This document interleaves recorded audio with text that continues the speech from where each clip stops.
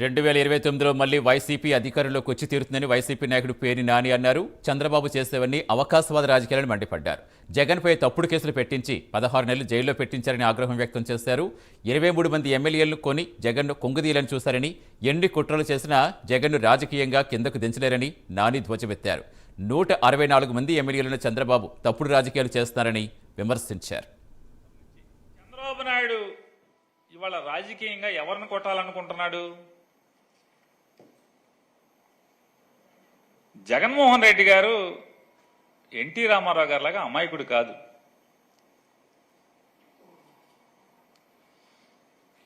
రెండు వేల పదకొండో సంవత్సరం నుంచి నారా చంద్రబాబు నాయుడు అనేటువంటి తెలుగుదేశం పార్టీ అంతర్జాతీయ అధ్యక్షుడు, అప్పుడేమో రాష్ట్ర అధ్యక్షుడు, ఇప్పుడు అంతర్జాతీయ అధ్యక్షుడు. ఆయన 2011 సంవత్సరం నుంచి వెనకటికి గజనీ మహమ్మద్ లాగా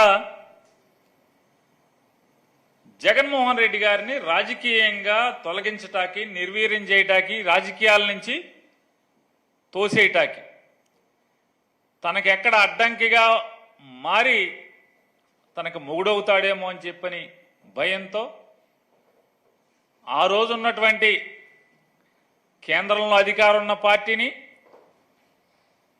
లేదా ఆ కేంద్రంలో అధికారంలో ఉన్న పార్టీ యొక్క రాష్ట్రంలో ఉన్నటువంటి పార్టీని తన అమ్మకాలు కొనుగోళ్ల ద్వారా లోబర్చుకోగలిగాడు. జగన్ మీదకి ఉసిగొల్పగలిగాడు. జగన్మోహన్ రెడ్డి గారిని తప్పుడు కేసులు పెట్టించి 16 మాసాలు జైల్లో వేయించగలిగాడు. కానీ అక్కడితో జగన్మోహన్ రెడ్డి గారేమి రాజకీయాల నుంచి చంద్రబాబు నాయుడికి అడ్డంకిగా పక్కకి పారిపోలా. చంద్రబాబు నాయుడు గారికి ఒకటే చెప్తున్నాం, ఖచ్చితంగా ఇప్పటికీ 3 మాసాలు గడిచిపోతున్నాయి.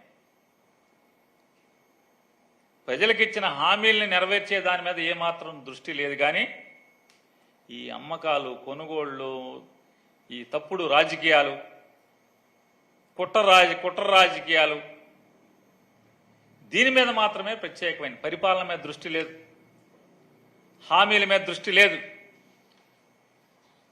ప్రజల బాగోగుల మీద దృష్టి లేదు. ఏంటి అంటే ఉన్న మంత్రుల్లో లింగిలిటికమంట ఒక మంత్రి గారు అయిన దానికి కాని దానికి ఏదో ఒకటి వచ్చి వాగటం తప్పితే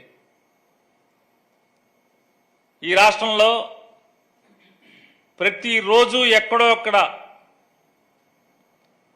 ఆ సంవత్సరం లేదా 6 ఏళ్ల పసికందు దగ్గర నుంచి 5 పదుల ఆడ మనిషి వరకు కూడా వదలకుండా